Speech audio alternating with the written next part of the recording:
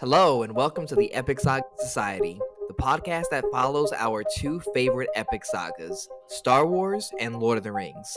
I'd like to introduce my co-host. He's a Toydarian smuggler all the way from Coruscant, Carlos Alatorre. Yes, I'm fine with that one, man. I get those good prices, and I know how to haggle.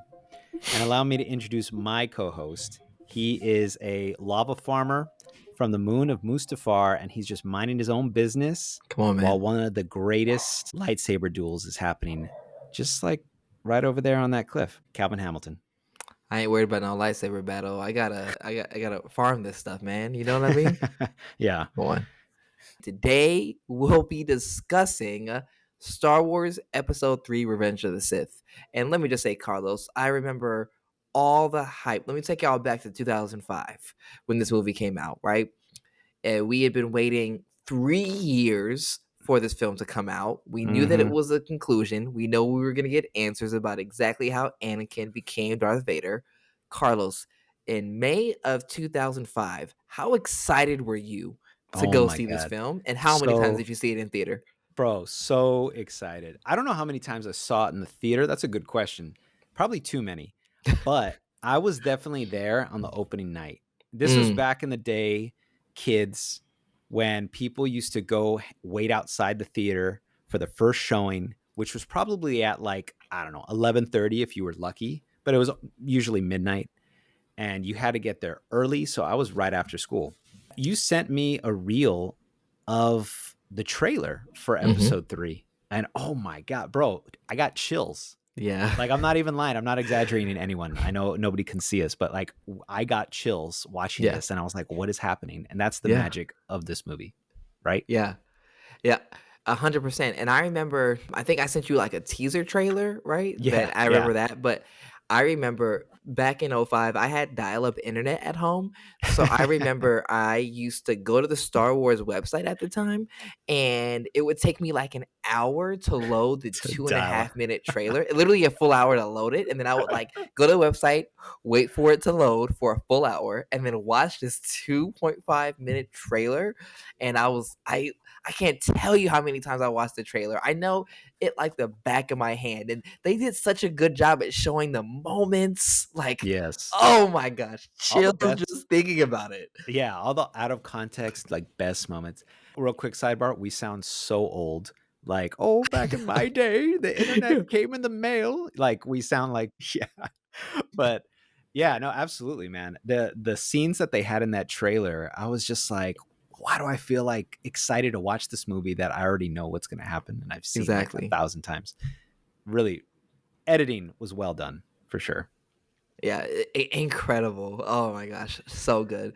And we're very, very excited to discuss this film because a lot of great stuff happens in it. Yeah, we are. It's the culmination of the prequel movies, and we're finally getting to know what happened to Anakin that turned him into that villain that everyone knows, Darth Vader. That's right. So this is a spoiler warning. This has been around since 2005? Yeah. Right? That's right. Also, quick note, we did celebrate was it the 20th anniversary? Yeah, it has to be the 20th anniversary when we were in Japan. Yeah, that's right. Yeah, so it's been 20 years, people. This is your only spoiler warning, so that's it. Anyway, with that, let's get into it. So we begin where the Clone Wars is reaching a critical point, okay? It's massive war, galaxy-wide. The Separatists are attacking. The Republic is retreating. It's tough. And the Separatists decide to launch a bold attack on Coruscant, and they manage to take Chancellor Palpatine hostage.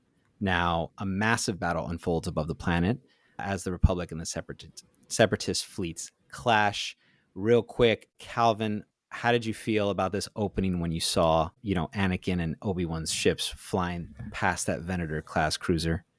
Oh, it's incredible. This moment drops. First, it drops us right into the action. Yeah, right? There's right so much that happens up until this point, and then you're like, bam, like the opening crawl tells you what's going on, and then they're like flying around. It's like so cool. And we know that Obi-Wan has historically always said he hates flying. So Yeah. it's so cool And and fun to see this is like why. Anakin, exactly. Like Anakin is in his element and Obi-Wan's like blast. Like he does not like it, but like, and it's so cool, not only because they're in space, like they're flying, we're right into the action and they're on the way to save the Chancellor, but it's also cool because their relationship has shifted a little bit. Anakin's a Jedi Knight now, so it's not like Padawan and Master. Of course, he sees Yeah. Obi-Wan as a mentor, but these are two Jedi Yeah. going They're on a like mission. peers Yeah, now. Yeah. exactly. So Yeah. great. Dude, I loved like the sound editing for this battle. The sound effects in general, I love everything when it comes to Star Wars, but this one in particular, because it opens with the war drums, right? And that was like, Oh, man, it just built that anticipation. You're like, oh my God, what am I about to see? And I didn't expect to see what I saw once they go over the edge of that Venator cruiser, but damn, like this is insane. It's just chaos. And starfighters from both sides are flying around. Everybody's shooting at everybody. You have so many separatist capital ships. You have so many clone capital ships. I can't imagine the mess that that's making from mm, all the explosions and all the debris falling into the atmosphere and onto Coruscant. And that's a planet-wide city, people. So I don't know. I mean, God knows what kind of damage and insurance claims are going to happen with that. But anyway, Skywalker and Kenobi, they navigate all kinds of stuff, buzz droids, missiles, and debris before boarding the Separatist flagship. And it's kind of a funny moment because they actually show you the force field that's blocking the entrance. And yeah, after they have that whole buzz droid debacle where R2D2 battles the buzz droids, Obi-Wan's like, what? Did you see the shield is still up? And I thought it was yeah. interesting because that's really the first time we're getting acknowledgement of the shields that protect the ship Mm-hmm. from like decompressing. Yeah, And so I thought that was kind of cool. Like it was an unnecessary detail, but it was a detail nonetheless that kind of was like confirmed the fact that, okay, they're not just standing out there. Cause every time I've shown Star Wars movies to people, they're like, how are they standing there and nobody's getting sucked out into space? And I'm mm-hmm. like, because there's a force field. Just stop asking questions. Just watch the movie. Yeah, just watch them. Well, ask me questions, but not about that. So inside the cruiser, they fight groups of battle droids, and they're making their way to the Chancellor, who's actually kind of at like an observation deck, and he's bound to a chair. When they get in, they of course encounter Count Dooku, and they have some back and forth. Dooku. Well, this is before we've seen Clone Wars, so we know that Dooku has had a duel with Anakin and Obi-Wan since Episode 2. That's Like the right. last duel they had was Clone Wars season 6, right? It was when they That's were right. trying to figure out the whole conspiracy of Sifo Dyas, Mm-hmm. and that was when they encountered Dooku. Yep. So it works both ways. He says my powers have doubled since our last encounter, Count, and I feel like it works both ways. Like if we're talking about since episode 2, okay, that works. But if we're talking about since that time when they encountered Count Dooku on Obadiah, I think it works too, because that just says how much more powerful Anakin is in such a short amount of time. Exactly. And I think we see in the original trilogy how powerful Luke gets in a short In a amount of short amount of time. time. Yeah. And I think the same is true for Anakin, especially because he's in high pressure situations, the war's going on. He's just constantly learning and evolving. So it makes Yeah. sense. It tracks. Yeah. And he's bested by Dooku during that time. And I don't think they've had a duel prior to that, except in episode 2. I can't No. think of any other Clone Wars episodes where they have, because I know that Anakin and General Grievous never meet in any of the Clone Wars Yeah. until episode 3. So I thought Mm-hmm. they did a pretty good job keeping that consistent. But anyway, they fight. Obi-Wan gets taken out because he gets knocked unconscious by Dooku. He pins him under some debris, and Anakin just starts fighting alone. And it's not like episode 2 at all. And I mean, it's not even like the last time they fought in Clone Wars. He's handling business, and Yeah. he's Big business. big business. He's getting way aggressive with this, and he eventually disarms Dooku. Literally, he dishands him. He cuts off both hands, which was nasty. Like it's like you didn't have to do all that, but he Yeah. did it. He did Yeah. the thing, and I was just as surprised as Dooku. Like his face was my face in the theater. I was like, what? I So Same. yeah, yeah, you felt the And same way. absolutely. And then you gotta think also, like I mentioned in the last episode that we did for Attack of the Clones, Dooku is a master at Form 2 Makashi, right? And that is the form that is all about lightsaber dueling. Hmm. And so Count Dooku is a master lightsaber duelist. And it's been said that the only one who could rival or match his lightsaber dueling ability was Yoda. So imagine what's going through his head. He knows he has a lot of pride about being the best lightsaber duelist using the best lightsaber form, and then Anakin comes in using Form 4 Gem So, I mean Form 5 Gem So, and like owns him in a matter of minutes. Hmm. And so he gets he imagine what's going through his head. He's like, I've never How lost a did this lightsaber happen? duel. What in the Yeah. world? Is this the Yeah. same guy as a Yeah. few months ago or something? You know? Yeah. And I'd like to think Dooku has that. I was going to say professionalism, but no, not really. It's like that maturity Yeah. that he is not necessarily saying, my gosh, I can't believe, like the pride is not high enough where he can't believe somebody could best him. I feel Right. like the first thought in his head is like, oh my goodness, this man is powerful. Yeah. And I feel like there were so many like, I don't know. I feel like we should run through the thoughts that were going in his head. First of all, he's like, my master's about to see me die. Yeah. You know, is Yeah. my master going to step up? Is Palpatine about to step up and save me? Like, what's about to happen? Right. Yeah. Yeah. He's definitely thinking that because he's like, oh, my master's here. Like he's gonna like intervene Yeah. and it's gonna be all good, right? Hopefully. Yeah. Hopefully. And then he's thinking, oh my goodness, like this guy is about to replace me. You know, I just, I just feel like there's so many things going through his head. And he's probably like, oh, I heard of this prophecy, but I didn't think it was true, or I Yeah. just doubted it. Like this kid was an arrogant little, you know, meatball, whatever. Like he just was a kid. But I don't know. I think it's funny, and I could see the look on Dooku's face. And shout out to Christopher Lee, rest in peace. Yes. But this man knows how to act because you could see all of this on his face. There's Yeah. just so much going through his head that it's too much to comprehend. Yeah. And I don't even think the fact that he knows he's about to die is what's killing him, what's like freaking him out. I think what's freaking him out is that he ends up being just a pawn. Yes. I know that technically the novelization of Revenge of the Sith is not canon. Yeah, Yeah, there's a technically, lot to but draw from though. there is. And I love the way that it's Matthew Stover, right?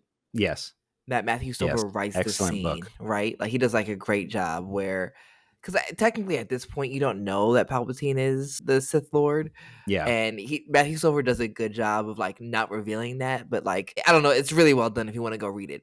But he's to your point, Carlos. He's like, oh man, I've just been a pawn this whole time. How did I not see this? How did I not yeah, see that Anakin is next up and he's gonna replace me?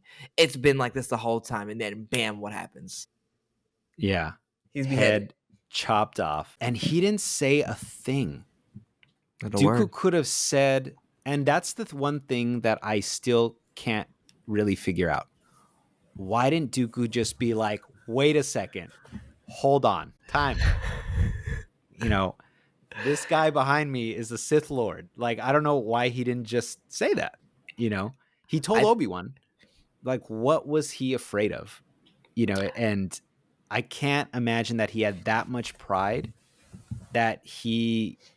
or that much loyalty that he would say, because he was never loyal, right? I mean, he was doing things for his own purposes. Yeah, I mean, I think a couple of things. One, he might have just been so incredibly shocked and Shocked. shook at losing. And he's like, I've never lost. Like, what do I do? Like, I have no How am I gonna hands. Like, how am what I the gonna heck? write things now? Yeah. Exactly. So I think that's one thing. And then I think another thing is he could have thought that this was still another test up until the very end, where, Palpatine's like, good, do it, Yeah, kill him that's true. Yeah. now.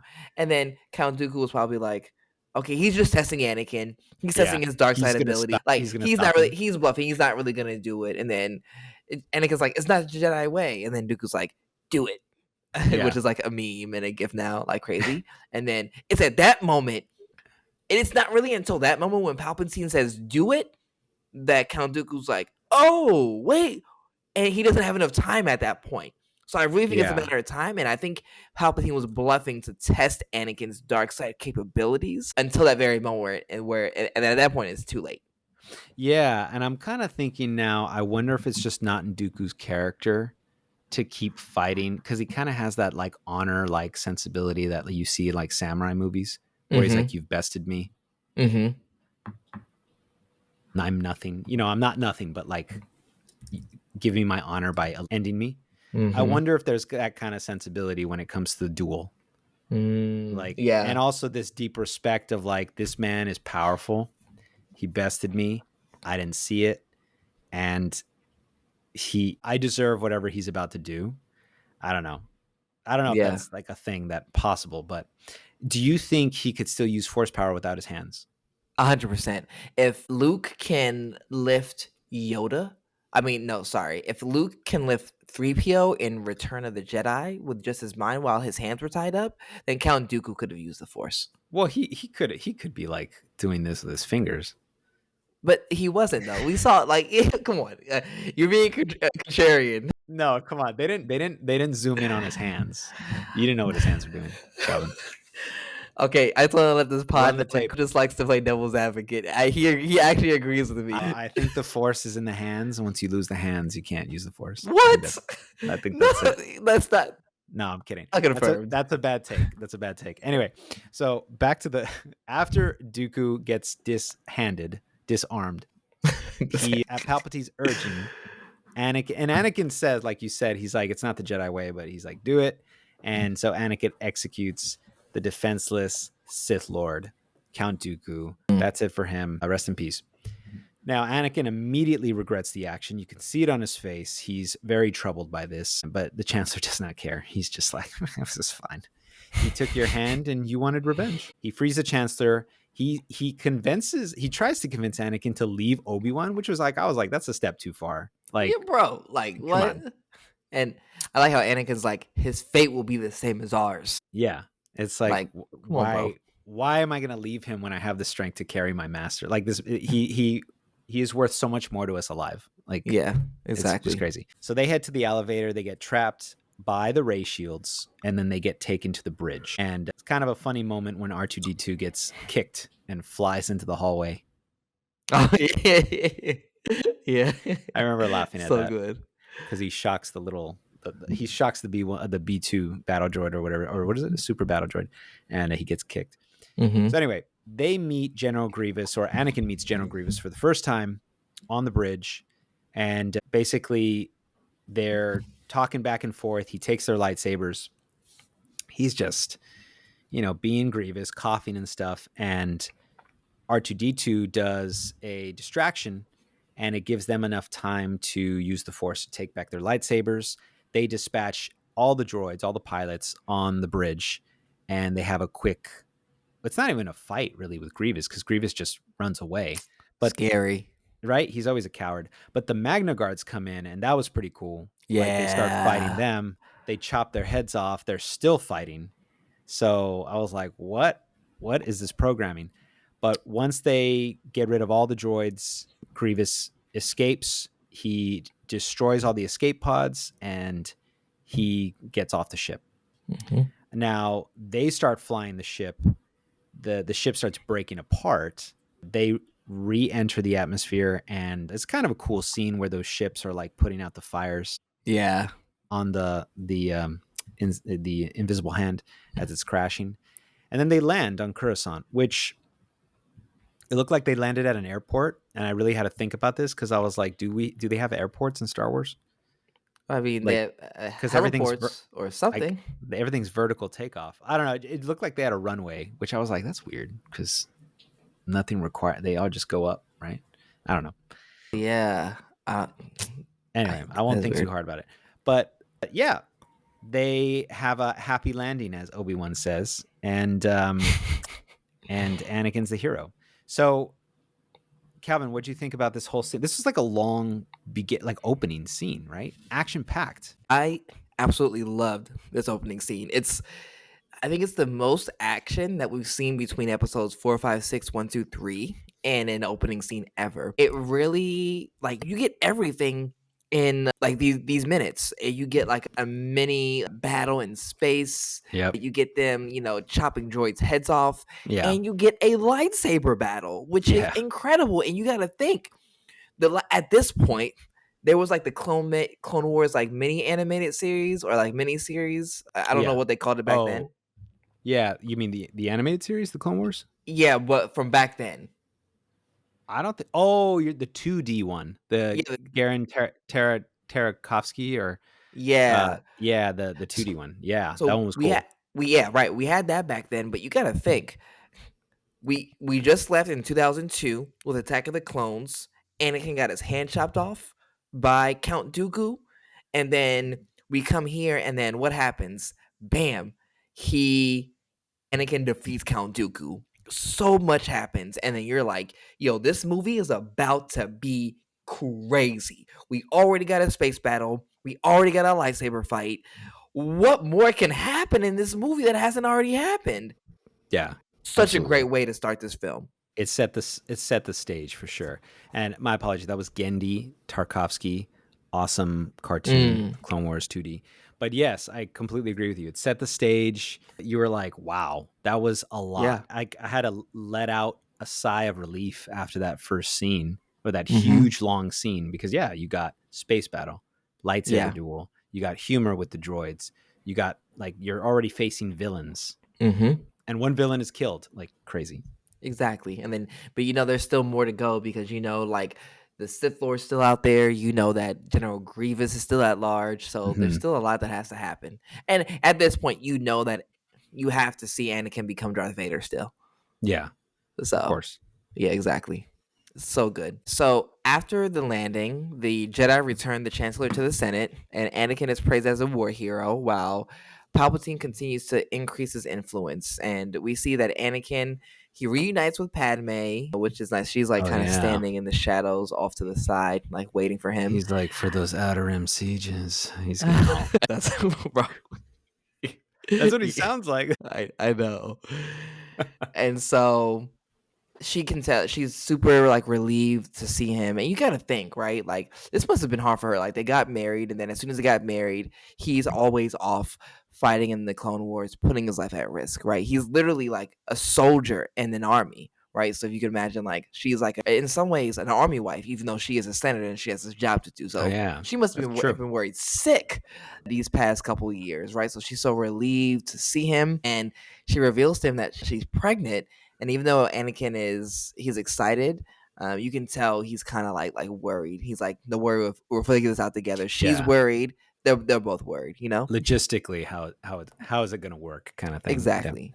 yeah. Which Carlos, okay, you get kicked out of the Jedi Order. Why is it? Hmm. Was he really that worried about it? It seems like it would do him a favor. Yeah, exactly. Like, hey, listen, Padme and me are married, and she's pregnant. You want me to leave or not? Okay, I'm taking my lightsaber.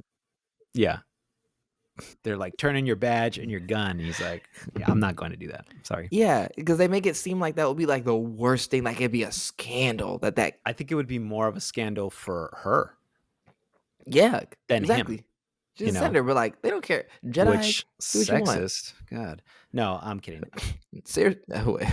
Yeah. No, it's more political. But yeah, yeah, that's a good point. That's a great point. And but I think it's because the Jedi, like the Jedi Order, matters to him, because Yeah. he does describe it as his family. Mm-hmm. So yeah, I imagine it's not a choice that is easily made. Yeah, Plus, there's probably a absolutely, shame factor to it. A disappointment factor. for sure. I don't know. I don't think Obi-Wan would have been that disappointed. He already knows. You think he knows? I think at this point he definitely He's hints just that there's something pretending. deeper for their relationship. He clocked This them is willful back in blindness. Attack of the Clones. Exactly. Exactly. But he's just Yeah, I like, know. You would think he would have saw them making out as they were coming out into that arena. right, exactly. Yeah, exactly. So many times, right? Like the way that he felt when he saw, the way that he knew Anakin felt when he saw Padme for the first time in like 10 years. And like, all the times, we saw a lot in the Clone Yeah. Wars also. That So he noise definitely he's knew. making in his room, Obi-Wan was just like, whatever. He's a Like, teenage boy. oh Just leave yeah, him alone. it's the Jedi way, whatever. Yeah, Yeah. so I think he definitely knew. He just turned a blind eye to it. And I think that if you really think about it, I think what Obi-Wan did in turning a blind eye to Anakin and Padme, it was emblematic of the idea that the Jedi in general turn their head away to a lot of things that they shouldn't have. Yeah. They knew that there's corruption they didn't in the Senate, but they really did nothing about it, right? They knew that there was slavery in the Outer Rim. They didn't say anything about it. They just turned their heads and minded their business. Don't ask, don't tell. Yeah. It feels like a lot of suppression. Yeah. Like, let's suppress these feelings. Let's suppress these issues. Let's not talk about them. I feel like there are some Jedi on the Jedi Council who would have explored those things a little bit more. But yeah, it is kind of like this prim, proper, like very, what's the word? It's just a little too, I can't think of the word, where nobody wants to express themselves. So I know what you mean. Like, yeah, I know exactly. it's very constrained. Yeah. And yeah, if they had just confronted Anakin about it, or if Obi-Wan had just been a little bit more like, look, level with me. What's Yeah. going on here? Exactly. Because by the time he goes to Padme later, we'll talk about he already knows, right? And then Palpatine knows about them. Yeah, I don't know how that happened. I guess because he's the Dark Lord of the Sith, or he's the Master of the Sith. I don't know. Yeah, Who I've knows? I've thoughts about that, but we'll Oh, discuss you that got when we some? get to it. Okay. All Yeah, I right. think I know. I think I know how. Oh, he was tapping their phones, their comm links. Yes, Yo, you think so? I Oh, think so he he was. was using I like think he was Republic spying on them. intelligence? Oh, okay. I think he was spying on That makes all sense. senators. Like Big That makes Brother. sense. Like I think he started to put. You think about the Empire; they knew everything. They had spies. I think he had spies, That's but like true. also like bugged all the senators' rooms. That's He knew true. everything about them, bro. Andor, they do that in Andor. That's right. Exactly. Yeah. Palpatine was up on that. Yeah, He he could have bugged their rooms. easily been like, I need some Republic intelligence operatives to just keep an Hmm. eye on XYZ. Yeah. Exactly.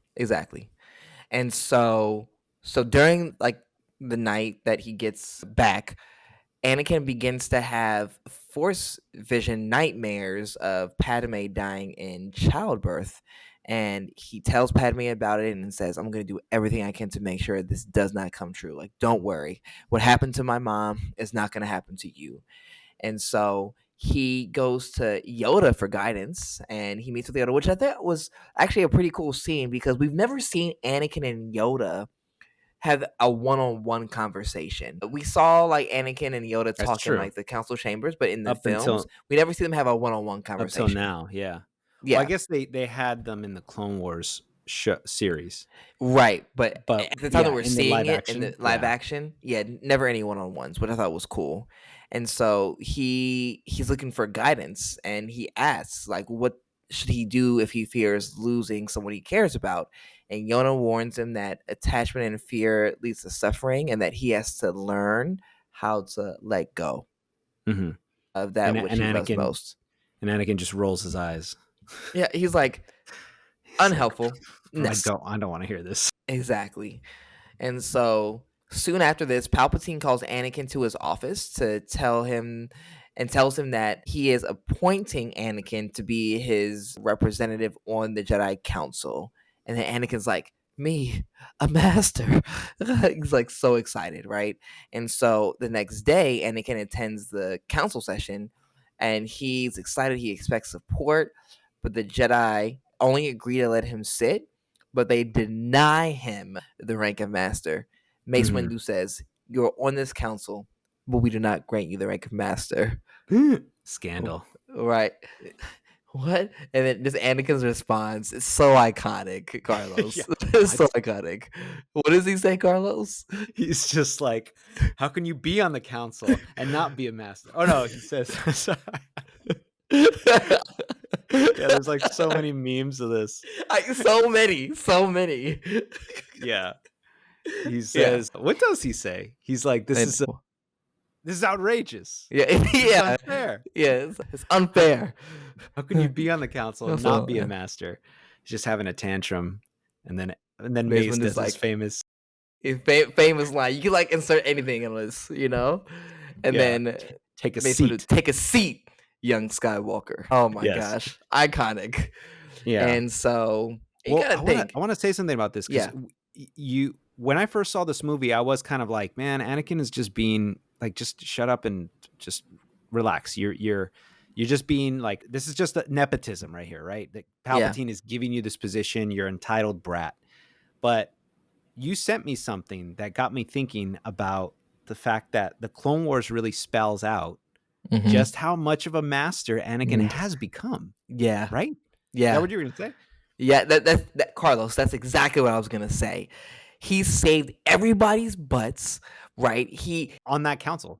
on that council, he just defeated Count Dooku. He Yes. just That killed one alone. of the strongest Yeah. Jedi and Sith that they've ever seen. Single-handedly saved the Chancellor and all the stuff he did in the Clone Wars. He's immensely powerful, and I promise you, he could have run laps, probably like force power wise and lightsaber battle wise, any of them in that on that council except for Yoda, Mace, and Obi-Wan. Okay, yeah, I was gonna I say. promise. Except for those three. Except for those Yeah. three. Of course. Of course. Come on. Come on.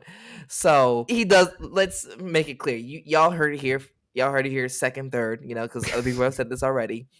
He absolutely deserved to be a master. He did. Yeah. I think he definitely deserved. I feel like the way that it went about happening, it just kind of rankled the Jedi Council.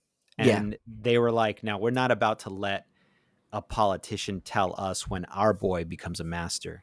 But I also feel like there's a political element in there too, where there are probably many Jedi on that council who are like, well, he saved me like twice. So yeah, he deserves to be here. I don't Yeah. like his attitude and I don't like how fast and loose he is with the rules, but he's pretty powerful and he's a good ally. But then there's others on there that are like, F that. I don't want this kid next to me, you know? Yeah. Exactly. Mace, for sure. Yeah. Mace Windu. Yeah. He does not. He's like Anakin's biggest hater. Yeah, for sure. Yeah, and Kiadi Mundi's not really a fan of his either. Yeah. And Carlos is also not a fan of Kiadi Mundi. I am not. I'm not. That guy's a dick. Anyway. Yeah. So it angers him, but he sits down and listens to the report. And so after this council meeting, Obi-Wan has sidebars, if you will, with Anakin, and he says that the council is asking him to report on the chancellor's behavior. And Anakin sees this as mistrust. He sees this as mistrust and begins feeling pulled between the Jedi and Palpatine. Already, That's a Palpatine tough with his machinery Yeah. That's a tough and ask. machinations. Right. That's a tough ask. You can't make this guy. He's so like loyalty is such a big thing for him and the council should know that. Like you can't ask them because that's not in his nature, at least at this point. It's not in his nature to be deceptive. Yeah, exactly. Not at Unless it's all. about killing droids, like destroying droids in the war, but that's strategy. When it comes to people, he's just not that kind of person. Right. So the Jedi Council receives new intelligence that General Grievous has been located on Utapau, and Anakin says that the Chancellor has requested that he take command, Hmm. but the Council says that for this assignment, a master is needed, and Mace Windu reminds Anakin that it is the Council, not the Chancellor, that will decide what the Council does. And when Anakin hears Master, he's triggered, like he Yeah, gets he gets so triggered, like yeah.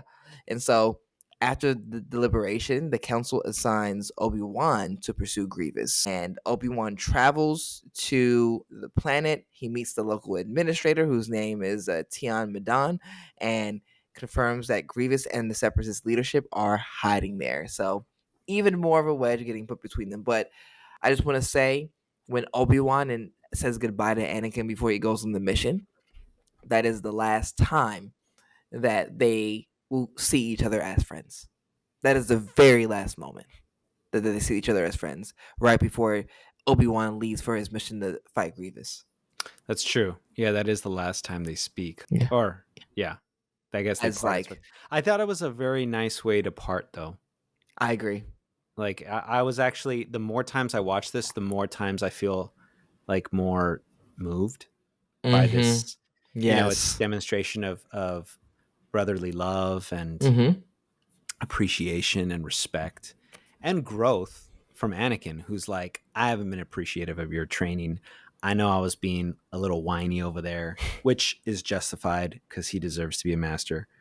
But I mean, I like the fact that Obi-Wan was smiling at him. He's like, you've become a wise person. You've grown beyond what I can teach you. Absolutely. Agreed. So while Obi-Wan is away, Palpatine continues drawing Anakin closer into the web. Now he brings Anakin to this Mon Cala opera, which I have to say, Calvin, this was such a cool scene. I really like this because it was nothing that I'd ever seen before in Star Wars. Like we never Yeah. saw this type of like cloak and dagger political intrigue. This felt more like a political thriller in Mm-hmm. this scene. I And agree. it's just a really ominous scene because you already know Palpatine, like he's not a good guy. You already know that he's Sidious, at least most people did. And you can see that he's drawing him in, but then you're in this like really strange setting, which is like an opera, and you don't really know what to focus on. Like the background, which is like this Mm-hmm. beautiful Mon Calamari, like all these dancers, they're like acrobats or something going through water that's suspended in zero G or something like that. Yeah. But then Palpatine's also telling him in this like otherworldly fashion the Sith legend of Darth Plagueis the Wise. So you're Mm. getting all of this lore being dropped, and it's just a remarkable scene, at least in my opinion. It's so well done. Even the way he's talking to him like a father or like a mentor. Yeah, It's like, you ever hear the yeah, tragedy of Darth Plagueis the Wise? but also kind of predatory. Yeah. Like he's really trying to draw him into this. He's luring him in, Yeah. like with this knowledge that he knows he's thirsting for. You gotta give it to Palpatine for being the ultimate puppet master, Oh the yeah, ultimate manipulator. Like, yes, yes. incredible. Like, yeah, hey, Palpatine, if you go in the dictionary and look up locked in, look, it shows Palpatine's face. Yeah, He's yeah. locked in. He's just like good. Yeah. Young Yeah, no, Skywalker. absolutely. And of course, shout out to Ian McDermott for bringing this character Oh to my life, gosh. So right? good. Anytime he puts on this voice, he is Palpatine in my eyes. Hmm. So watch out for that guy. But anyway, he's talking about Darth Plagueis the Wise, who's a master who could supposedly, allegedly, influence the Force to keep people from dying, which is an Huh. incredible ability. Obviously, this sparks a lot of interest and intrigue in Anakin's face. And Palpatine suggests that this ability is real and hints that the Jedi would never share such knowledge with him because this is something the dogmatic Jedi would never teach. He also suggests that allegedly Darth Plagueis had the ability to influence the midi-chlorians to create life. Hmm. Which, Calvin, question for you. When you heard that, did you automatically think, oh my God, they made Anakin? Did you put two and two together, or did it take some time? Because it took me some time. Like, I think it took like 2 viewings before I was like, wait a minute, you know? I definitely did not get it at first. I did not make that connection immediately. Mostly during this entire revelation, I focused on the fact that they could stop people from dying. So I Yeah. was like, oh, like so you can bring people back from the dead, or you have the ability to like make people immortal. Like, what is it? But this idea of potentially like creating life or like influencing the Declorians, that didn't connect with me until way later. Yeah. And it's funny because he says the life part first. He says he could influence the midi-chlorian account to create life. And he says it as kind of like this nice thing that he was able to do. And then he's like, he had such a knowledge of the dark side. He could even protect, keep people from dying, which Yeah. he doesn't really go into detail on how that would even work. So it does make me think, I wonder how much of an exaggeration that was. Hmm. The keep people from dying part. But the influence life, it almost sounds like it was a brag. And that's what I thought was interesting that he threw that out there first, Mm, because Anakin was the chosen one who was basically born without a dad. yeah. So yeah, I thought it took me a few viewings to be like, wait a minute, something's going on here. There's a Hmm. connection here.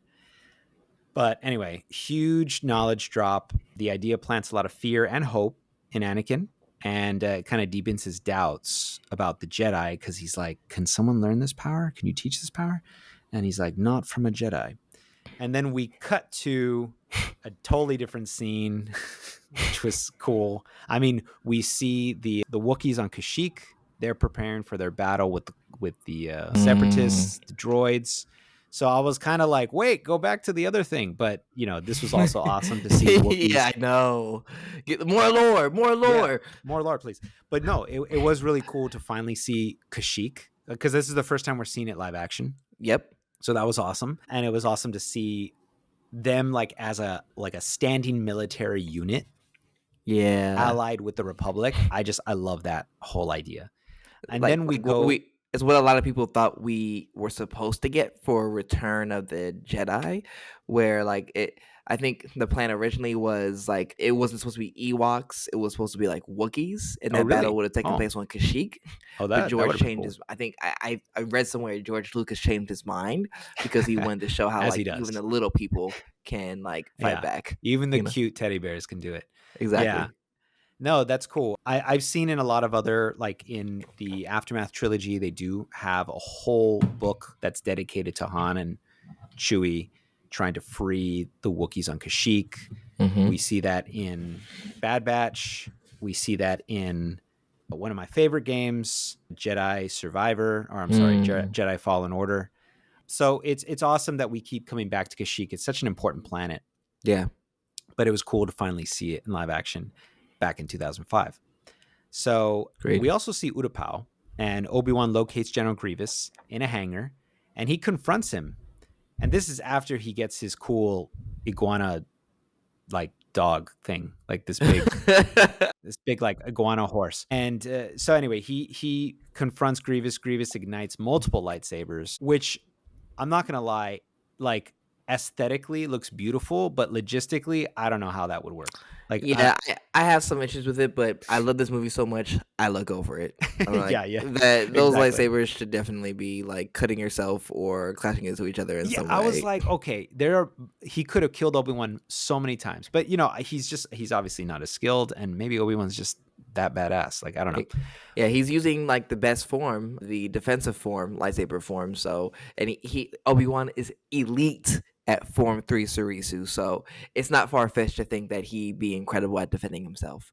But I about this, I want to say really quick, it's so badass to see Obi-Wan just jump down, surrounded by all these droids, right? And he's just hello there. That was such a great. I was like, let Obi-Wan cook though. Yeah, right. So good. And then he's such a master too. The Magna Guards were walking towards him, and then he put his lightsaber. He was like, "Psych, bam." Yeah, easy. Come on, take him out easy. Yeah. Waste very little energy. Yeah, the balls on this guy. He just jumps down there. Everybody aims their blasters, and I'm pretty sure he knew Grievous was proud enough to be like, no, don't shoot him. I got him. And he's like, okay, cool. But yeah, they battle, and he manages to chop off 2 hands very quickly, so he eliminates 2 lightsabers. Eventually, Grievous escapes on his wheel bike. Obi-Wan pursues him across the planet on the Varactyl. That's the name of it. And it's named Boga. I didn't even know it had a name. That's cool. After a long chase and fight, Obi-Wan kills Grievous with a blaster. And he says, "So uncivilized." And he tosses the blaster. I thought that was kind of funny. Yeah. And it finally ends the Separatist military command. Now, he is joined by all the clones, and he does time this very well, where when he finds the Separatists, he sends his ship back up to make contact with the clones. They meet him as he's fighting Grievous. So it's kind of a well-timed battle. Now, back on Coruscant, Palpatine reveals to Anakin that he is Darth Sidious. And this happens because Anakin basically goes to tell Palpatine about the fact that Obi-Wan has engaged with Grievous. And Palpatine does this bold gambit where he just says, let me teach you the subtleties of the dark side of the Force or something like that. Mm-hmm. And I'm just like, what? What do you know about the Force? If I was Anakin, I'd be like, what do you know about the Force? And of course, Anakin's instincts are correct. He instantly says, you're the Sith Lord. Mm-hmm. And you could, I mean, he considers killing him, but he doesn't. Like, he could have just ended this. He could have, but I recently saw something that I don't know if I sent you this, where when Anakin points his lightsaber ignites his lightsaber on Palpatine, you can see Palpatine fidgeting his Oh, hand. he's getting ready. His hands is like going. Yeah, I mean y'all can't see me, but he's like fidgeting, like Yeah. he's ready at any moment to get his lightsaber to defend himself. He's like, oh, where is it? It was in my Yeah, other pants. right, exactly.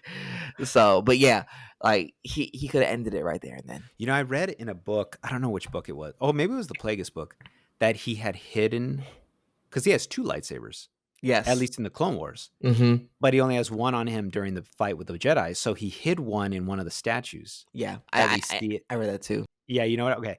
Yeah, so I thought that was really interesting. And I just wonder, why did he choose to hide one and keep one? Unless he had both of them in statues and he broke a statue before the Jedi came. I don't know. Yeah, that's a good question. Yeah. And which one do you hide? Exactly. And I do want to say it's interesting. We didn't talk about this, but right before when Mace Windu gives Anakin the information about Grievous and Obi-Wan to give to the Chancellor, Mm-hmm. Mace Windu says, "I sense a plot to destroy the Jedi. Yeah, that's The right. dark side of the Force surrounds the Chancellor." Mm-hmm. And I'm like, that always kind of confused me because I was like, you can sense plots, like Yeah. you can sense intentions, and how are they able to sense that there's a plot and that the dark side of the Force surrounds the Chancellor, but not actually take action yet on that? Yeah. My view on that was the dark side around the Chancellor, they're sensing from the Force. But Mm, I sense a plot to destroy the Jedi. I never took that as him actually using the Force to sense it. I took it as there were so many things that they were piecing together. I was taking it like a detective would, would say, hey, I think something's about to happen, just based on what I can observe. That's how I took it. I took it like they were seeing all these things like closing in on them, and they're like, I think we're surrounded. And I mm. think it has some that's how I always took it. So Okay, that makes sense. I don't know. I mean, it could be that he does have that shatter point. But Shatterpoint, but then again, yes, I mean, Mace Windu has a shatter point as well. exactly. I know it's not canon, but whatever. Yeah, I like that idea. same. It tracks. It does track, yeah. So so Anakin races out of there, and he holds on to this idea that Palpatine can help Padme, which I think is funny because Palpatine has mentioned Padme, Yeah. and it's like Anakin's like he's hearing everything from this guy. He's like, Right. "Oh, how do you know about Padme? How do you know that me and her are a thing? How do you know that Oh. she's pregnant?" You know, he doesn't ask any of that stuff. He's just like, "Okay, this is the guy. This is the one in charge of all of this horrible stuff going on, but I can't get it out of my head that she's going to die." And so he goes and tells Mace Windu. Mace Windu says, "Wait here. If what you say is true, you will gain my trust," which Mm-hmm. probably doesn't matter at all to Anakin.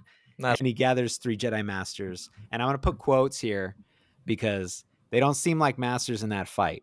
Oh So, my gosh, and we gotta talk about that. yeah, we will talk We'll about talk that. about it, but not at all. I'm like, you got 3 Padawans, bro. Yeah. That's Like, that's what Palpatine made them seem like.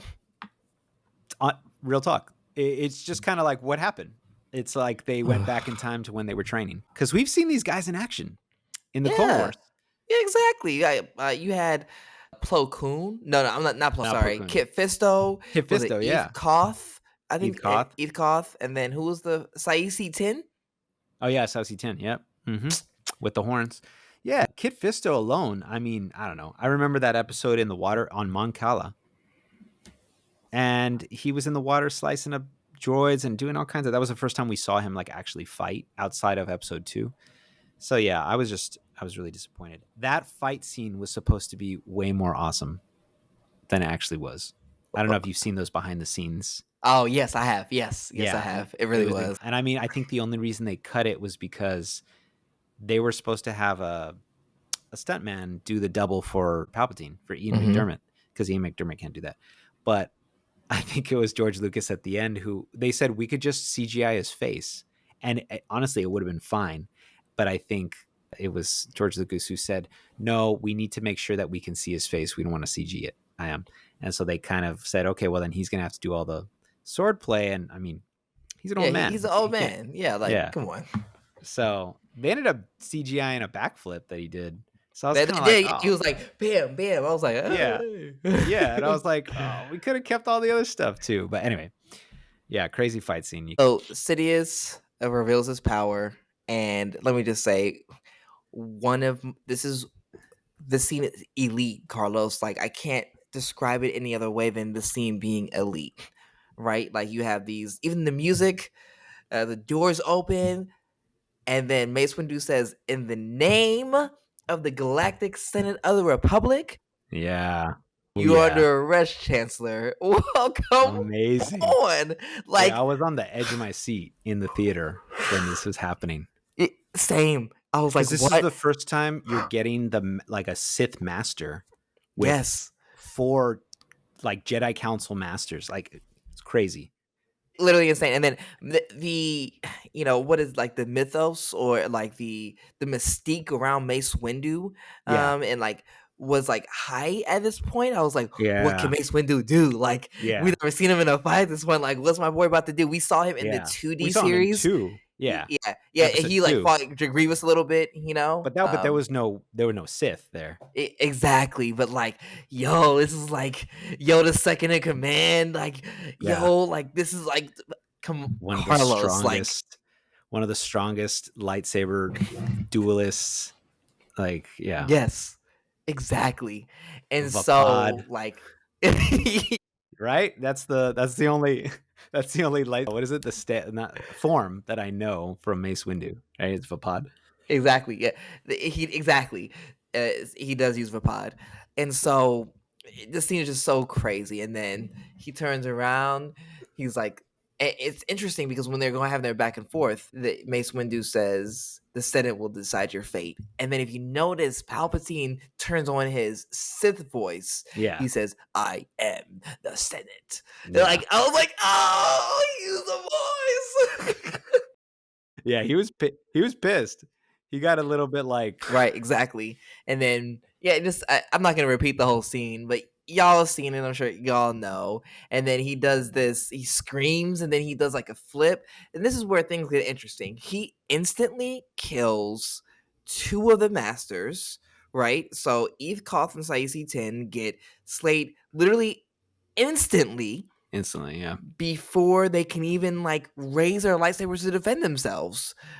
And then Kit Fisto lasts for like 1, 2, 3, and then he gets sliced down. And so before we even get to Windu versus Palpatine, this always confused me, Carlos. What did you make of that? These are 3 Jedi Masters. Is Sidious really just that OP, or is something else going on here? Yeah, in-universe explanation. So I gotta say this, I was majorly disappointed when I saw this in the theater because I was like, bro, these are tried and true and tested like Jedi Council masters. But if we're talking in-universe answer, I really do think they probably completely underestimated anything. The only Sith that they knew of was Maul and maybe Savage, right, from the Clone Wars, and Count Dooku, and that's it. So my thinking was that they completely underestimated, and this was like that arrogance that was kind of like being brought forth. They thought, I can flash my lightsaber. We are powerful with all 4 of us. No one would possibly stand up against us. And it's kind of like that thing we were talking about where all the Imperials are always like, they have that sense of decorum, and then Emperor Palpatine says, okay, I'm going to destroy this planet, or I'm disbanding the Senate. And they're like, oh, I didn't think he'd actually do it. Like, yeah. Like, wait a minute. Whoa. I thought it was all just talk. Yeah. They're like, oh my word. Like, I didn't think that was actually going to happen. Oh, I kind of feel like there's a little bit of that with the Jedi Council. Only someone like Mace Windu, who's ready to go down. Like he's standing on business. The others, I feel like a lot of the Jedi, there's a little bit of that. Well, all we need to do is show up, and no one would ever think to face us. And Yeah. I also think, like you said, Sidious is pretty powerful. I took that whole jump and that scream as kind of like a, what do you call that, force speed type of Mm-hmm. thing. I Mm-hmm. always took it like he was doing some type of power where he was clouding their minds or something. Yeah, that's what I've seen. I've seen some like theories out there, and because I don't know if there's a canonical explanation for it, but that I've Yeah, I seen don't think people so say, either. "Oh, he used like a Sith scream or something like that, and like it Mm, temporarily immobilized them and like really caught them off guard, and that's why like the two Jedi like died very quickly." yeah. Um, And yeah. I know we don't like, I know we talked about this show way back when, and it wasn't like the most popular, but Acolyte kind of touches on this a little bit. When When what's his name? I mean, they don't explain it, but when, oh my gosh, what was the name of the stranger? Not the stranger. What's the yeah, Game of Thrones? Manny, what's his last Jacinto? name? Yeah. Manny Oh my Jacinto. gosh, what is his name? I think it was the stranger, right? Or am I getting it? Let me Am see. I getting my It GOT is references mixed up? Chimere. Chimere, thank you. So when he was battling all those Jedi, I mean, they didn't know what they were dealing with. They Mm-hmm. didn't know what he It's true. was being very fierce and fighting in a way that they weren't used to. And I think that ferocity was creating a lot of fear, and that fear was throwing them off. I kind of feel like they touched on that for this purpose to kind of explain how when long gaps of time separate Jedi from Sith interacting, I feel like this happens. You know, Yeah. that's kind of how I took it. No, I definitely go along with that. That makes sense. And we don't know anything about them having been on the field necessarily. Like, Kit Fisto was, but, they weren't fighting any elite lightsaber duelists whatsoever. Yeah, it Right? was always just droids. Exactly. Maybe a bounty hunter or two, but yeah. So after the not he's not the emperor yet, but after Palpatine kills the three masters quickly, he's able to fight one on one with Windu, and you can see Windu's locked in. He's not scared. Yeah. He's like, "Yo, I'm ready for this." And even though the fight is not what it was intended to be, I really like this fight a lot. It's just like Yeah. because they're immensely powerful. You see Palpatine is on the like offensive and Windu's on the defensive, and it's like really really really cool to see. So after like they're fighting, we it cuts a little bit to Anakin like reflecting and thinking, same with Padme, and then Anakin eventually goes back and heads back towards where Palpatine and Sidious are. And so we see that after they've been fighting for a little while, Windu like gains the upper hand and he kicks and disarms Sidious, and Sidious collapses near the window and begins pleading for help. And so it's interesting because I'm like, this has always made me wonder, is Windu really that much stronger than him, or was he playing it up to turn Anakin to the dark side? I'm inclined to think the latter. I think that I think he kind of threw the fight Oh, you just think because so? Really? he knew Anakin was on his way back. Really? Okay. That's Yeah, interesting. do you think the opposite? I kind of want to give some credit to Mace Windu. I feel like I don't think Palpatine was going to lose, but I think he was caught off guard by Windu's Vapad ability and his ferocity. And I think it Mm. was one of those instances where he had to quickly calculate, like, do I try to kill this man and risk being killed myself, or do I, like, fall and let Anakin, come in, and maybe that'll bring a new variable. That's Interesting. that's kind of what I took it, like Mace Windu surprised Palpatine, and Palpatine was kind of like, "Oh shit, like this guy is pretty good. I need to recalculate." That's kind of how I took it. But I don't know. I mean, Yeah, I mean, I that's think kind of what I think the book suggested something like that, right? But I know it's not canon, so I don't know.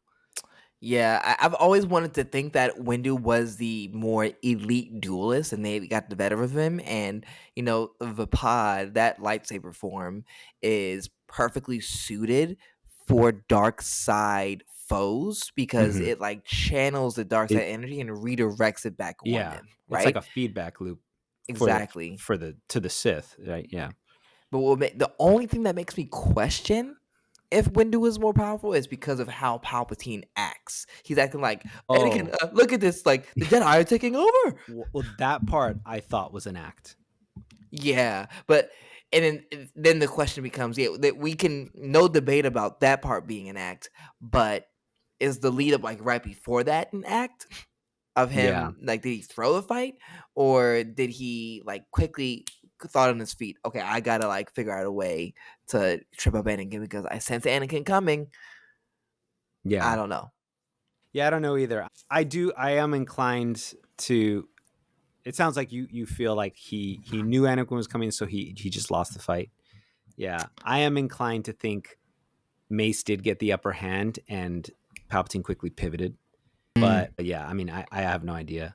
yeah, But kudos to him for that acting job of like the yeah. Jedi are taking over. Like, you have lost. And he switches said, no, Yeah. no, no, you will die. We'll see. But then, so that part, I was always shocked because okay, if he's trying to get Anakin's sympathy and making him look like he's freaked out, but then he instantly goes into electricity mode, which would clearly show that to Anakin that he's a Sith. I thought that was an interesting change in character I think because he's not his a pride kicked victim. back up because I Yeah, think he that's got what. triggered by Mace Windu. Yeah, Yeah, yeah. he Actually, was yeah, he like, probably "You did. have lost." Like, "Oh, you get out of here!" Like, "Ugh." Yeah, he's just getting angry. Yeah, that makes sense. And Yeah. then, so I want to ask you about when his face melts. All right, what do you think is happening here? Because I have an idea of what's happening, but I want to hear your take on It's definitely not the lightning making his face look like this. that Okay, good. All because right, lightning all right. doesn't do that. Yeah, I mean, Like, otherwise Luke would have been completely exactly, deformed. like Yeah. sunken, right? I think that that is what because I think Palpatine has been so twisted and warped by dark side energy with all the things that with how deep he is in the Force and all the experiments and things that he's like been doing, right? And Hmm. finding dark side relics, all the things. He's so steeped in it that I think the Force lightning when it came back on him, it broke the fake image The of himself that visage. he put to Yeah, others, his visage, and yeah, so it literally like broke whatever like he was using in the Force to appear as this like yes, kind elderly man. that grandfatherly man. Yeah, Yeah, I think the same thing. for I sure. think it's all just dark side power, like kind of like what do they call it in fantasy, like a glamour, like something that Mm-hmm. is put on you, and it's just an image you're putting out into the world, and that's shattered. Like Yeah. that's I think that too, because I once read, and I don't know where I read this, but I don't think it's canon anymore. But the idea of using dark side power constantly and really steeping yourself in the dark side of the Force, I read that it completely destroys your body, Mm-hmm. like it just breaks it apart because it's like Yeah. it's too corrosive. Yeah. Which makes sense. It's a perversion of the natural order of things. So it Yeah, makes sense. yeah. So that's yeah. Okay, cool. Yeah. Well, Kind of we're in like alignment. definitely. And I know this is different, but kind of like in Harry Potter, it says like the ultimate act against nature is murder. Hmm. And then Voldemort commits like countless murders and then creates Horcruxes. That's why he looks like that. He's like splitting up his soul. And Mm. so he's literally perverting himself and it literally changes how he looks because he's Oh, that's why going he looks against like what a act of nature. snake. Yeah, it is just because Oh, I thought it was because he was like born from Nagini. no, it's because like he looked weird like that before. Oh, really? Oh, okay, okay. Yeah, before because yeah, but what we can talk about that offline. But yeah, Different episode. Yeah, that's interesting. I didn't know different that. series. Yeah, because there's a scene where he goes to ask Dumbledore for a job, and Dumbledore's like Whoa! he looked What happened to completely your different. face? What are you doing with those snakes Like, in your nose? yo, like, are you good, bro? You want to teach here? You need to go to St. Mungo's, the Yeah, you hospital. need to and stop by the church real quick. Yeah. Yeah, exactly. But anyway, getting back to Star Wars, maybe we'll do Harry Potter when the series comes out, the new series comes out. But yeah, it appears that Palpatine's on the ropes. Windu has his lightsaber pointed. Anakin's here. He's watching the whole thing. Sidious starts to shoot Force lightning. at Windu. Windu directs it back on him, and then we see his face change. We see him for who he actually is. And then I remember being in the theater like, it's the Emperor. Yeah, There it's he him. Yeah. is, the face. And so Windu says he's gonna end this once and for all, and Anakin was like, "No, he has to stand trial. Like, I need him." And then Palpatine, so phony, he's like, "Please don't." And Yeah. then what happens, Carlos? Anakin very quickly takes out his lightsaber and cuts off My Mace God. Windu's hand. It still hurts to even think about it. Yeah. And Jeez. then you can see Palpatine. He has glee on his face, This is like, and then he force lightnings the heck out of Windu and pushes him out the window. And yeah. listen, there are a lot of Star Wars fans out there that want Mace Windu to be alive, right? I've seen things. Yeah. That man is That dead man's and dead. He's gone. dead. He's Yeah. gone. Accept No, it. accept it. After that. No one survives that. Yeah. That's a long way down. I don't care if Exactly. you are a Jedi. Like, that's a Right. long way down. Like, you're done for. Yeah. That guy And was cooked. so Sidious tells Anakin that the Jedi are traitors, and Anakin is like, "What have I done?" And She yeah, horrible. killed a And so master. Jeez. he offers him to take the power that can save Padme that he learned from Plagueis. And then it's interesting. Anakin pledges himself to the Sith. He's like, "I'll do anything you ask. Just teach me how to save Padme." And then all of a sudden, Palpatine's like, "To cheat death is the power only one has achieved. But if we Yeah. work together, I know we can discover the secret." Like, That's oh, the so you don't fine know print. it. That's You the don't fine know. print. Yeah. Exactly. It's like literally you sign with the devil, and then they're like, "Oh yeah, well, I actually don't know exactly." Yeah. He's like, that was a but prototype. That's still experimental, but we'll figure it out. terrible. And I mean, that could be a story too. He might actually know, and he's just keeping it for himself. Exactly. He just You wants to never know manipulate with him. this guy. Yeah, you never know with this guy. Exactly.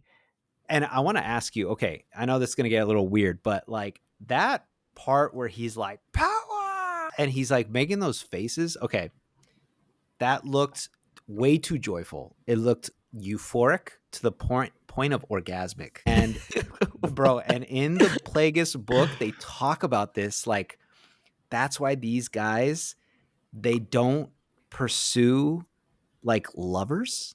And there's, I mean, I don't know, maybe I'm sure there is some story, but they don't really do that because they're wedded to this intoxicating, seductive feeling of the power of the dark side. It's like it completely satisfies all these other urges that might have been just as perverse and disgusting and or weird or lecherous or whatever. So when that scene happened, I was just like, whoa, like that felt weird. And then when I read the book, I was like, okay, this makes a lot of sense because they kind of describe it a little bit like that. Like it's overflowing. It's too much. So yeah, anyway, I just want to share that. Interesting. It does make sense. I never thought about it like that. Yeah, I know we don't really go in that territory in Star Wars too much. Yeah. But yeah, I just think it's interesting that they don't really, well, I don't know. I mean, we don't really understand, is the dark side of the Force all contained in one person? Because in Plagueis, they make it seem like that. They make it seem like there's only two people using the dark side to that same extent who are trained. And then when one is gone, all of it is kind of being funneled into one person. I don't know if it works like that quite as much, if it's like a zero-sum game with how many Sith there are. But I could understand that a trained Sith, when there's only one of them, is like basically tapping into all of it and like hoarding it. And it can be this gluttonous type of feeling. I don't know. That makes sense. But then what about the witches of Dathomir? Yeah, see, and that's where I think they're tapping into a different part of the Force with that. Because that seems like I don't know, that's getting into a whole different like thing. Magic, but yeah. For sure. But anyway. Yeah. Yeah, I don't know. Anyway, So, City is gross. Yeah, it's disgusting. Weirdo. So he's on his knees. He pledges himself to the Sith, and Sidious says, "Henceforth, he'll be known as Darth Vader." Yeah, you get the name, Carlos. He says the name. He Right. was And waiting on that name. he was, and He it was seems like just he just like listens to the force, like he finds it.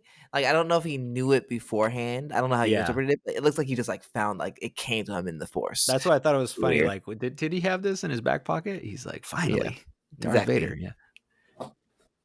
And so after this, he tells Anakin that he's got to kill all of, you go to Mustafar, kill all the Separatist leaders so that they can end the war. And then after that, Sidious turns on the hologram. He says, Order 66, execute Order 66. I'm like, Hey, that's pretty good. like, what is this? Thank you. Thank Yeah. you. Thank Yeah. you. That scared me. Yeah, yeah, that's right. Yeah, if Sam Witwer, if you don't want to do the voice of Yeah. Palpatine If in you the you could do his and ADR. more like I'm your guy right here, Calvin Hamilton, and so initiates Order 66. And for the longest time, I was like, how are all these Jedi gonna die? Like, does Anakin really kill them all? But then we see across multiple battlefronts, clone troopers turn on their Jedi commanders, and we see the Jedi are killed on Felucia, Megiddo, Saleucami, and all the other worlds that the Republic military is like currently fighting against the Separatist army. They're just wiped out. Like completely done like that. But I remember, Carlos, I remember being in the theater when it went to Kashyyyk after we saw all these Jedi get killed, or Kashyyyk, and you saw Yoda. They walked up on Yoda, and then Yoda like looked. He was like, "What?" And then he like jumped Oh up, cut their yeah. heads off, and then came back down. And then I remember I was sitting next to my stepdad, and he started laughing. He was like, "You can't kill Yoda." That's funny. Yeah, man, he's a survivor. That broke my heart when he was feeling all of the Oh, Jedi dying. Like I could feel that pain and that burden of yeah, like despair bro. like falling on you. It's yeah. That was awesome when he just was like, no, not today. And then he like slices off those clone troopers' heads. Yeah, exactly. It's so awesome. But you could hear you could feel it. I remember being like, oh, he could feel all his brothers and sisters Yeah. getting killed. Like, imagine, like, just like getting picked off like that, like instantly. And then just so sad because these troopers we see in the Clone Wars animated series are really like they're friends. Yeah, they're all Like, friends. they're Yeah. like brothers. They They're have family. They've close been through bonds. stuff. Yeah. It's so hard. It's so It's terrible. very, very sad. And I mean, keep in mind all this time, like Yoda is also sensing when the fight is going on between Mace and Palpatine Hmm. and Anakin. And so is Ahsoka. And Yes. so is Maul on the, I don't know which Venator starship they're in, but I always forget that. But that's all happening while this is happening, which is awesome to think of. So crazy. So cool. Yeah. Yeah. So when I saw this in the theater, I was like kind of mad that they all like, not just mad, like, oh no, they're killing Jedi, but also like, wait, what? They can't all be dead. Like, and I was really bothered by this because by this point, I had read so many books and played so many games where there were plenty of other Jedi who survived. So that's kind of what satisfied me, the idea that the Jedi purge lasted a long time Hmm. and we didn't see all Yeah. 10,000 or so die. Like there was, Same. we saw a lot die, but there were so many others who, and then, I mean, of course, then we realize there were so many others as we've seen in later content. For sure. But yeah, Vader marches on the Jedi Temple because this is an order from Sidious. And I like how you see a little bit of Sidious's paranoia when he puts the hood on. He's like, the Jedi are relentless. We need to like move quickly, you know, or Yeah. whatever. He's like, if we don't, there will be civil war without end. Like, I like the fact that he's just like, all right, like we're winning, but we need to keep going. You know, Yeah. you could see that kind of like, you know, he had one moment of euphoria and then everything else is back to business. So Vader, Anakin marches on Jedi Temple. It's pretty awesome when he's marching with, oh my gosh, what is the clone trooper battalion? What are they? They're The the 501st. well first. Yeah, he's marching with the 501st. And it's pretty awesome to see. And then you see them killing all the Jedi and you're like, damn, like this is really terrible. Yeah. But they're just killing everybody. And of course, he goes straight for the younglings, which I don't know, depends on what kind of who you are, your character, you're either laughing at or you're horrified by. Hmm. There's a part of me that sometimes laughs at the idea of it until I see the movie and then I'm like, this is terrible. I remember I was in the theater for the 20th anniversary and some young Gen Z kids behind me who'd probably never seen Star Wars. The girl was like, as soon as he lights the lightsaber with the kid, she's like, shut up, like super loud. It was so funny. I was like, yes, this is the kind of reaction I want to hear It's from. so great because it came out so long ago. Like you never Yeah, get to like see those reactions anymore. You know, that's so exactly. great. Exactly. So it was funny. So you see smoke rising from the temple. The city is seeing the destruction. They're seeing something, like some emergency happening in the Jedi Temple, which, I mean, to any of us, if we saw that, we'd be like, what's happening? What is going on over there? And really sad scene. This always gets to me, always. Same. When when Padme is watching this and 3PO comes over to her and says, Master Anakin is still, he never left. He's still there. And she just like breaks down. Because, I mean, shout out to Natalie Portman. I'm feeling all of this helpless frustration and confusion by this poor woman because she's powerless against all this, Yeah. you know? Yeah. So after all of that, and we get the surviving Jedi coming together on I think it's Bail Organa's ship. Mm-hmm. Well, actually, Bail Organa witnesses a young Jedi die. That's right. Right. He does. He witnesses it. He flies away. He tries to make contact. He finds Obi-Wan and Yoda. But Sidious addresses the Senate and claims the Jedi attempted a coup. And everyone's like, what? If you have half a brain, you're like, what? Wait, what? Like That's not not knock it possible. off. Like, come on. Like, what is this? Really? A coup?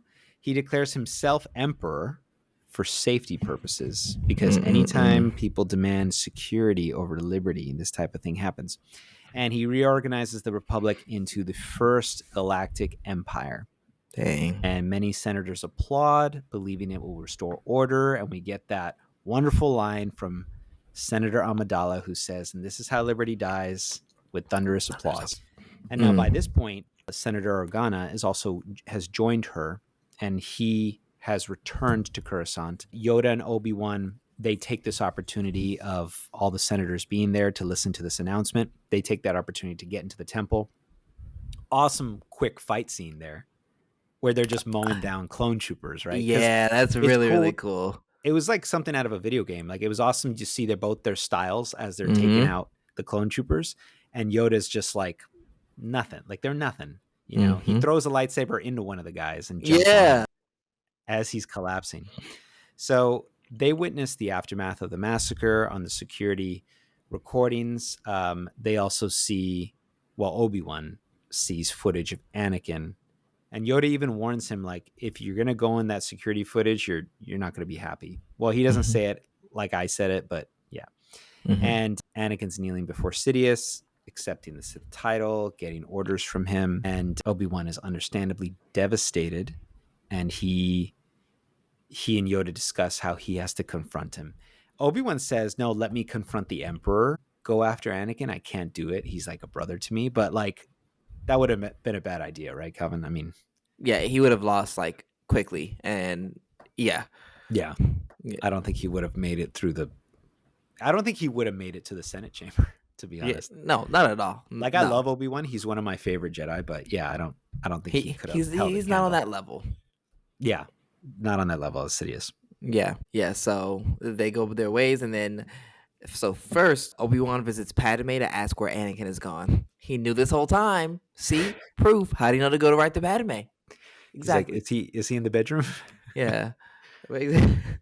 And they have a conversation, and Padme refuses to believe that Anakin like committed the killings. And it's just so sad when Obi-Wan, he turns, he's like, I saw Anakin killing younglings. Yeah. It's just, every time I watch it, Carlos, it hurts just the same as when like I first watched it.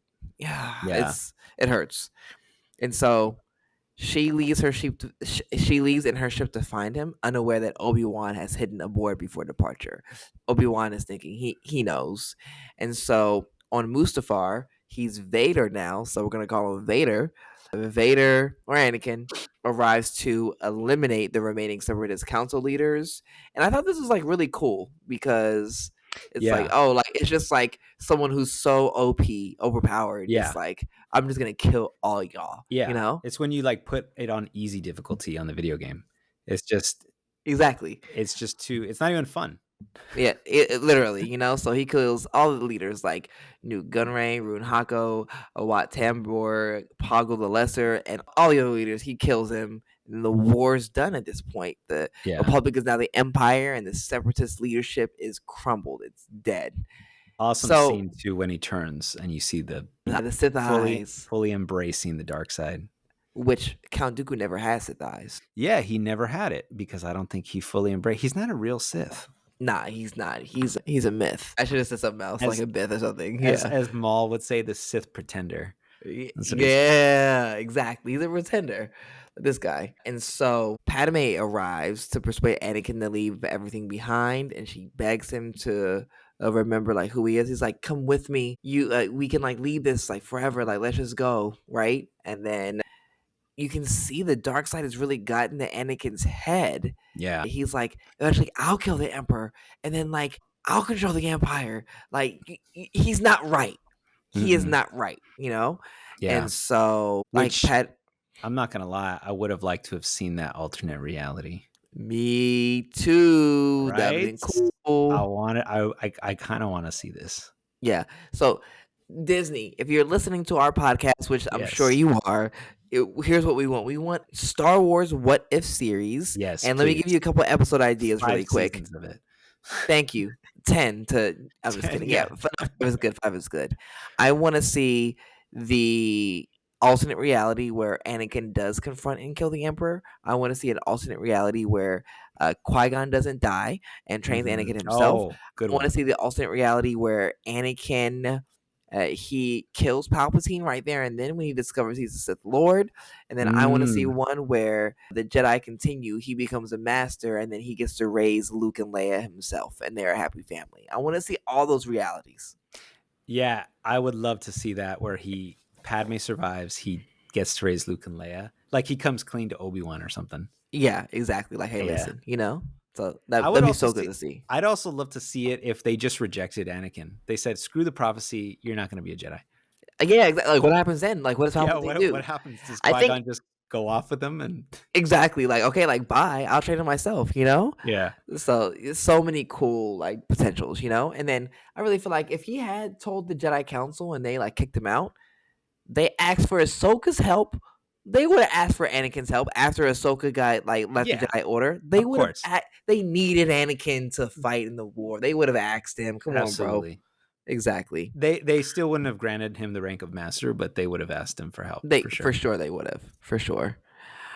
But yeah, so she's like begging him, and then Anakin gets triggered when he sees Obi-Wan come out the ship and he's like, you brought him here to kill me. He's like, no, I love you. He's like, liar. Oh, it still hurts.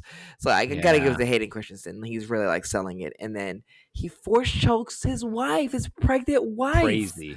That's wild. Dark. That is dark. Like crazy. He's lost himself. No wonder this is one of the only Star Wars films that got a PG-13 rating. Yeah. I think it might have been this right here.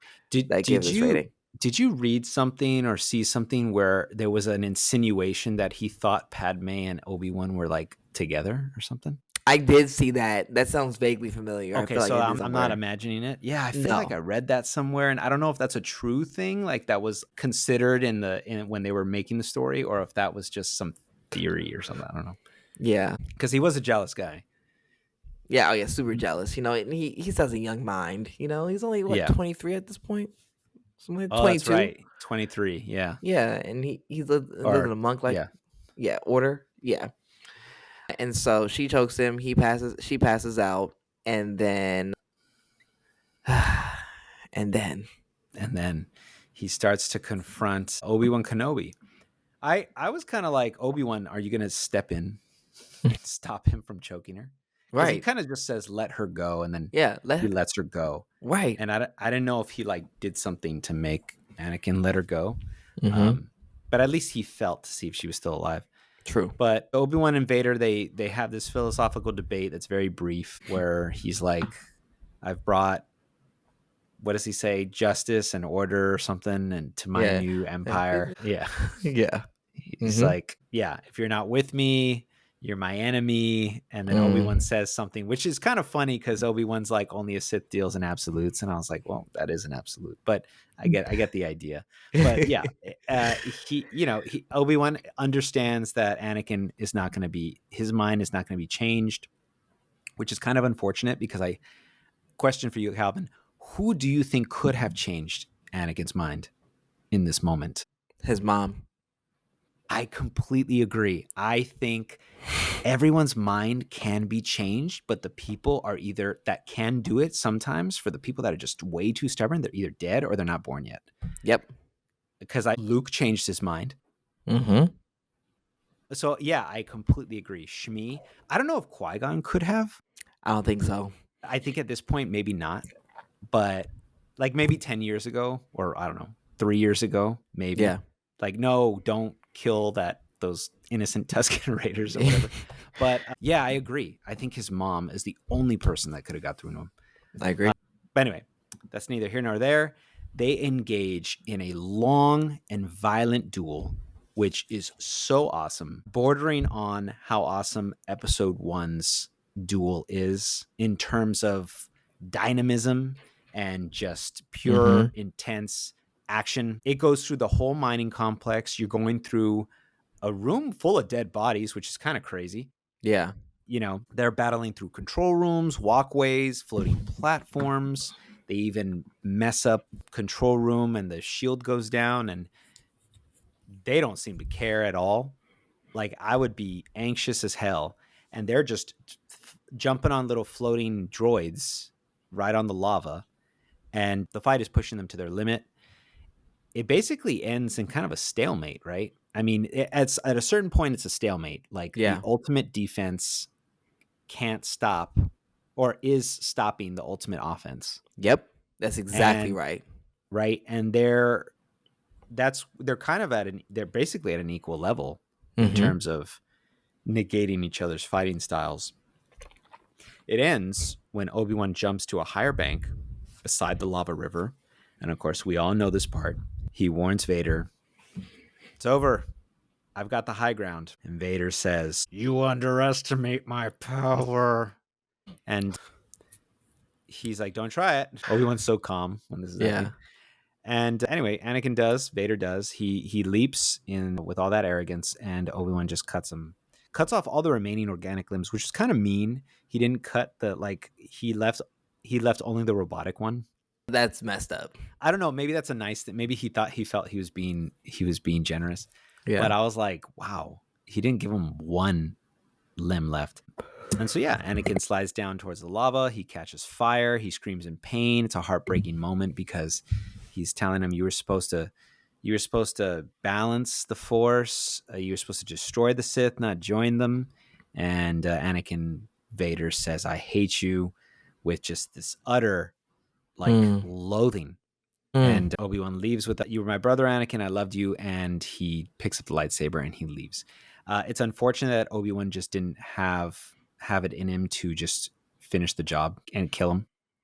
Yeah, and about that real quick, in the novelization of Revenge of the Sith, again, it's not canon, which is but I don't know if you remember how this part is written, but it actually says, it takes you through Obi-Wan's thoughts, and in the moment, it says something like he didn't kill him just because, not because it was too hard, but because he was he didn't deserve mercy. Do you remember that? He was like, I don't remember that. That's interesting. Yeah, he was like, this guy doesn't deserve mercy. He's like, you can stay there, you can suffer, because he was like, in his head, he's like, if I kill you, it'll just put you out of your misery. I see. You so killed he wanted him Inklings. to pay. Exactly. He wanted him to pay for everything that he did. Exactly. Wow. So interesting. So he was condemning him to hell, and he was in his hell and stayed in that hell for about 19 years after that. Exactly. Which is crazy when you think about their meeting in A New Hope, right? Vader's like, Obi-Wan's here? Oh, no. Oh, heck. Yeah. Well, if we include Obi-Wan, the Obi-Wan show, I guess 10 years later, it's still an interesting, I know you're I know Yeah, you're making some face. But yeah, I mean, it's still an interesting like meetup because it is 10 years of him like this burning right, hatred, right. right? Like you made me suffer and now I'm trapped in this mechanical like coffin. So yeah, it is an interesting, but going back to A New Hope, it still makes sense that he's like, I sense something, a presence I haven't felt since, Yeah, you know, yeah. He doesn't say 19 years. He says I haven't felt it would have been since. like 9, right? 9 Yeah, years. exactly.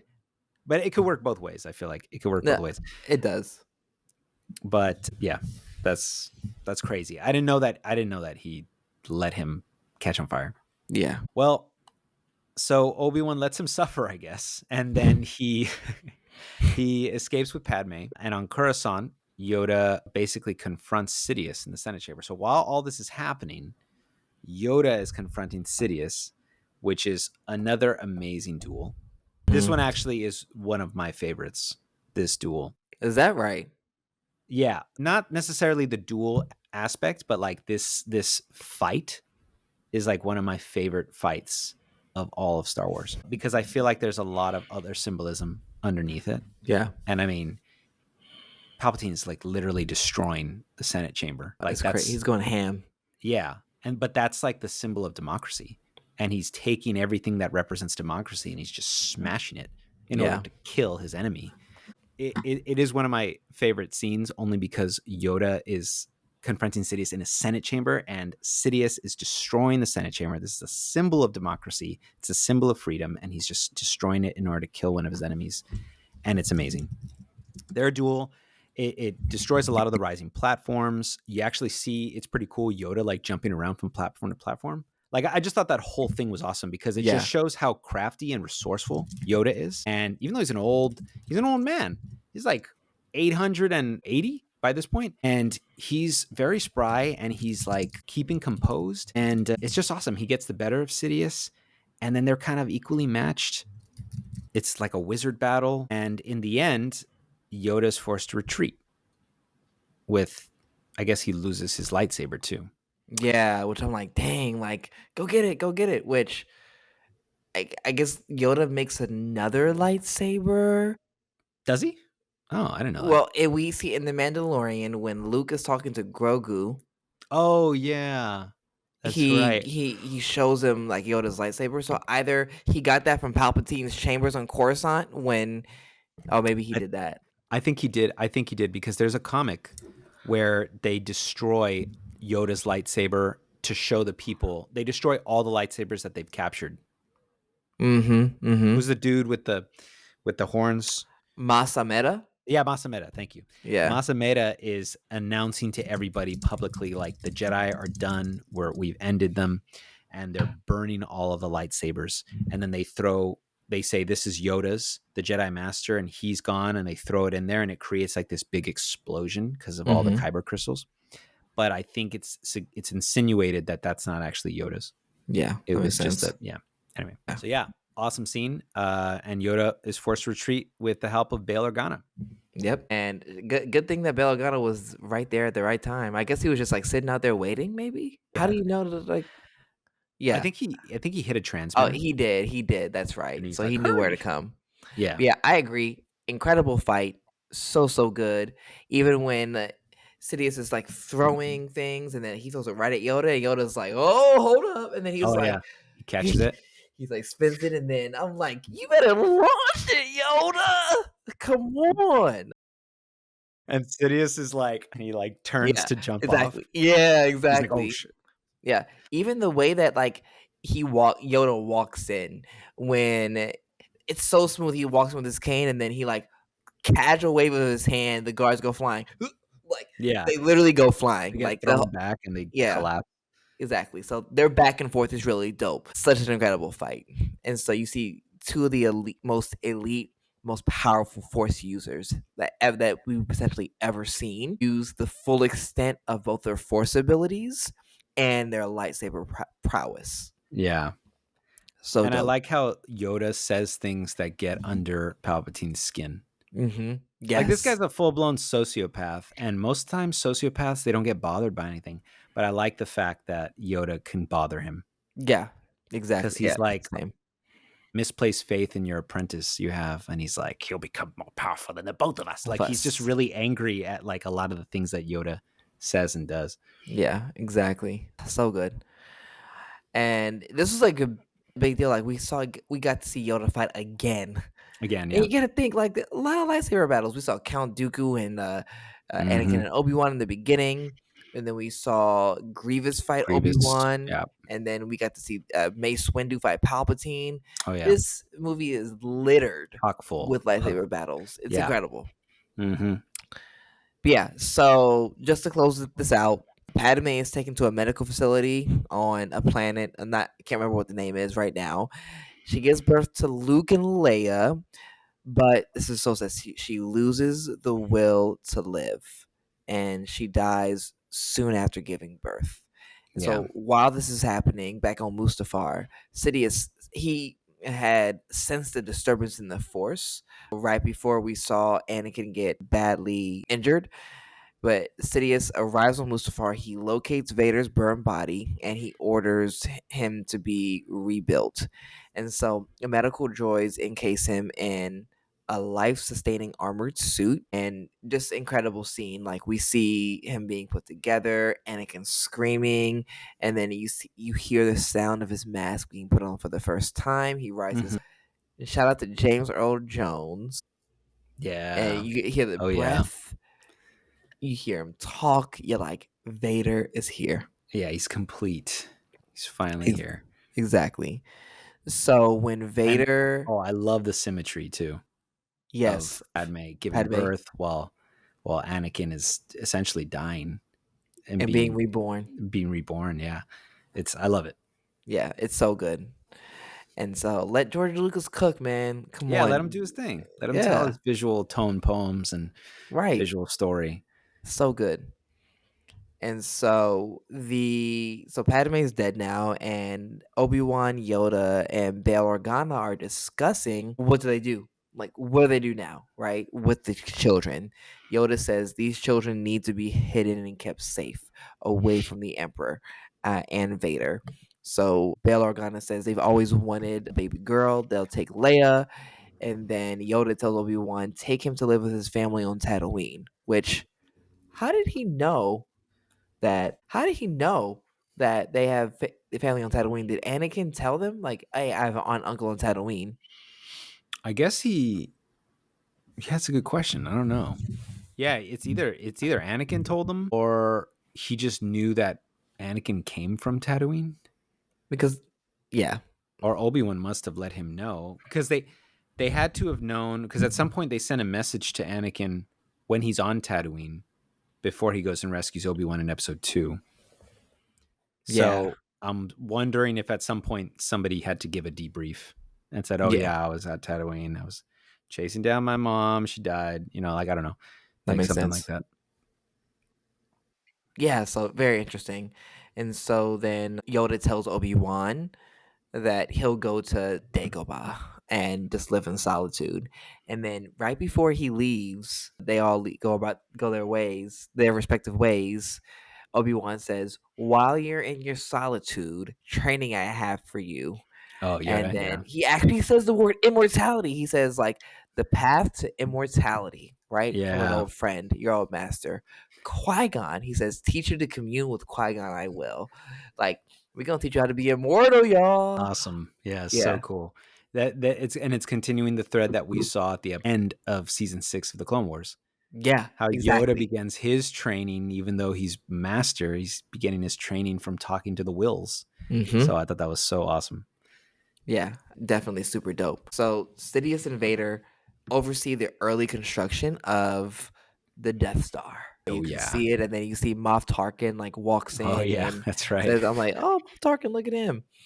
And so you can see that the Vader and the Emperor are like looking on, and then it cuts to Obi-Wan dropping off Luke with his uncle and Aunt Beru. He kind of looks on, and then he gets ready for his 19-year solitude, his 19-year assignment to Mm-hmm. protect the child. And the movie ends. Awesome. Movie ends with the twin sons Man, and a New Hope.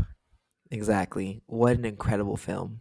Awesome. Yeah. Awesome way to end the prequels. Awesome way to close, well, the first part of Anakin's story. Yeah, exactly. It's so incredible. And then for fans that waited years and wondered how Vader became Vader, like fans like us, we were young, but I'm talking about fans who were kids in the 80s and went to Yeah. see it as kids and had to wait since 19 the first well the first film came out in 1977. Had to wait since 1977 to figure out how this man became Vader. Payoff was incredible. They pulled out all the stops for this film and it did not disappoint. Absolutely. Yeah. I know it probably had its detractors at the time, but Hmm. honestly, watching this again and again, this has like become, well, aside from Rogue One, this is like my favorite Star Wars film. Yeah. I love this film. It bookends so much, and especially seeing the context of the Clone Wars store animated show, it adds so much weight to Anakin's character, and it really makes it a true tragedy for Anakin. Yeah. Like he is a tragic. Well, I was gonna say tragic hero, but I mean he becomes a villain. But yeah, it Yeah. really is. Anakin was manipulated. Mm, Anakin was not really set up for success. He felt like he had nobody to go to. mm. His mother was brutally captured and died in captivity. He was born into slavery. Like, come on, like I know watching this can be like, Anakin, what are you doing? But don't put too much blame on Anakin. He Yeah, was a victim of all the he was. systems of oppression that he was in. Because and I wouldn't necessarily like slavery is definitely oppression, clearly. I wouldn't go so far to say I would not go so far as to say that the Jedi Order was oppressive, but it certainly wasn't what Anakin needed. Yeah, absolutely. Well said. It wasn't exactly what he needed. There were a lot of things missing, and at the end of the day, he was just another piece on the board, Hmm. like a really powerful one, which meant that there were a lot more forces really trying to move him in certain directions. Yeah. So it is sad. He didn't get his happy ending. Yeah. And he Well, never freed the slaves. That was like his dream as a kid. I It's really sad. know. That's That's a what terrible. if too that I'd like to see. Yeah, what if he went back and freed the slaves? Yeah. That'd have been so good. I feel like that'd be the story if they didn't accept him in the Jedi Order.